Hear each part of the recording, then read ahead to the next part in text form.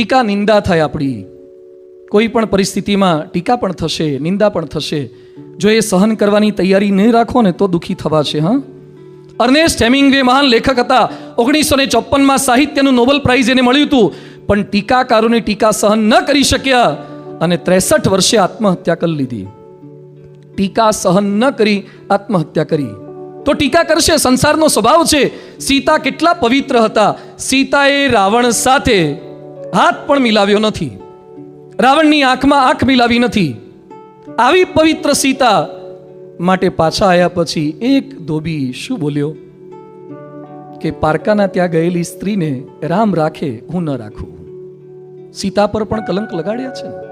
તમે સીતા જેવા પવિત્ર હશો ને તો પણ લોકો ટીકા કરશે. જે ભાગવતમાં કૃષ્ણનો મહિમા ગઈએ છે એ કૃષ્ણ ભગવાને પણ સ્યમંતક મણિ ચોર્યો તો એવો આરોપ એમના પર મુકાયો છે, બિલકુલ નિર્દોષ હતા છતાં પણ.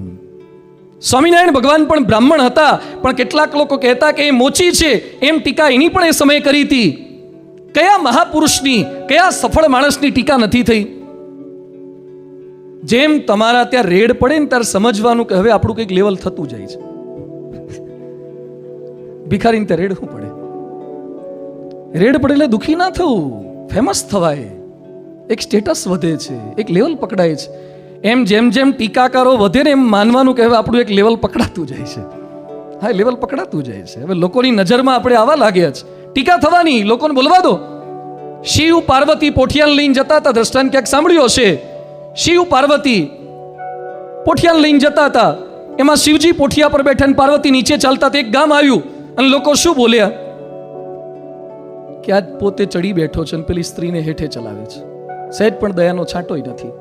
શિવજી કે આ સહન ન થાય. શિવજી હેઠે ઉતરી ગયા ને પાર્વતીને ચડાયા. અને બીજું ગામ આવ્યું, ત્યાં પાર્વતી રાઇડિંગ પર ઉપર ગોઠવાઈ ગયેલા હતા અને શિવજી નીચે ચાલતા હતા.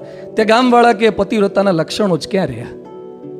વટ સાવિત્રીના ખાલી વ્રત જ કરવાના, પેલાને ચલાવે છે ને પોતે ચડી બેઠી છે. એટલે પાર્વતી કે મારાથી સહન નહીં થાય આ ટીકા, હું હેઠી ઉતરું. તો શિવજી કે એક કામ કરો, હું આવી જાઉં છું. એટલે 2 જણા ચડી બેઠા, ડબલ સવારી. અને ત્રીજું ગામ આવ્યું, બંને શું બોલ્યા? દયાનો છાંટોય નથી.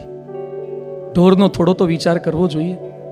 2 જણા વજનદારને ચડી બેઠા છે, સહેજ દયા જેવું છે કે નહીં? બંને હેઠા ઉતરી ગયા. એ કહેવે તો દોરીને જ ચાલીએ. તે પોઠીઓ એમને એમ ચાલે, 2 જણા ચાલે. ચોથા ગામવાળા શું બોલ્યા? વાહન લીધું છે ને વાપરતા જ છે નહીં. આ દુનિયા આવી છે. તમે કંઈ પણ કરશો ને એમાં કોકને તો પ્રશ્ન હશે જ.